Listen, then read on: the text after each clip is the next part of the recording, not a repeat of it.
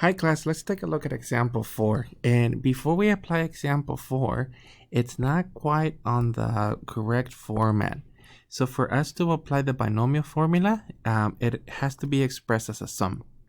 And all we have to do on this one is technically rewrite it as this is technically 3x and technically plus, and then a negative y, and this is to the 20th power. So that is just to make sure that we account for the negative, which is going to actually change the terms. Now, for this particular one, some of our terms are going to get extremely large. So if your calculator gives you scientific notation, that's fine. If not, write the entire number. That's perfectly fine too. So as we do the expansion, the first term, it's going to be a 3x, technically to the 20th. Plus, and then we're going to start the formula. This will be 20, choose 1.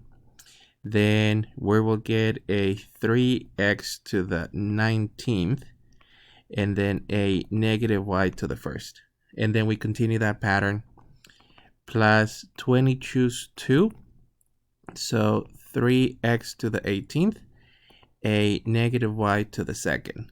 And then the very last one, it's going to be a negative y to the 20th.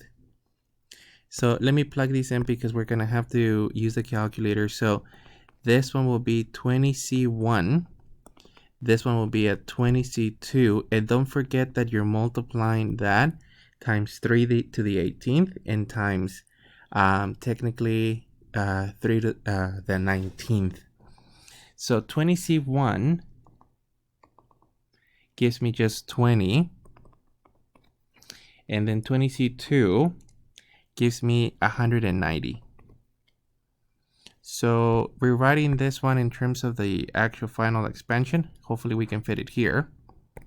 Our actual first term, which is a 3 to the 20th, this happens to be 3486, so 3486 7844 and then 01 x to the 20th. And let me double check. 3486 7844 01, and then times technically plus, and we would have to multiply the 20 times the 3 to the 19th, x to the 19th. Actually, this will be a minus.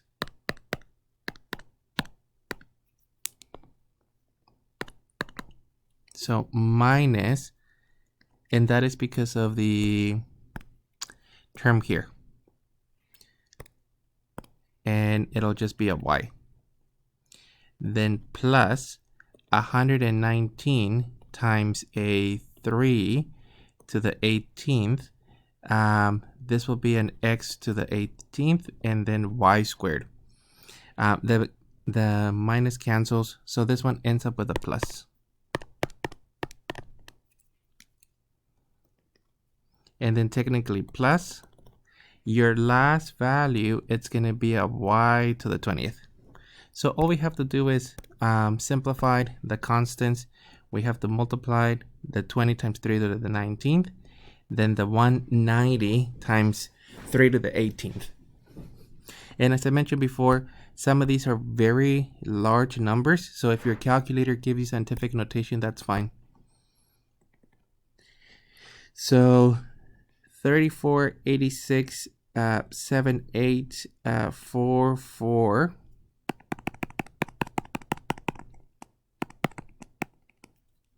So this is 4401 x to the 20th plus, and then we end up with 20 times 3 to the 19th. I'm getting a very large value. Actually, this is a minus. So minus, and this is 23, 24, 522, 9340 x to the 19th y plus 190 times 3 to the 18th, This will be 73, 60, 98. Whoops, 98, 92, 9/10, x to the 18th y squared plus a y to the 20th. Okay, so this is our final answer.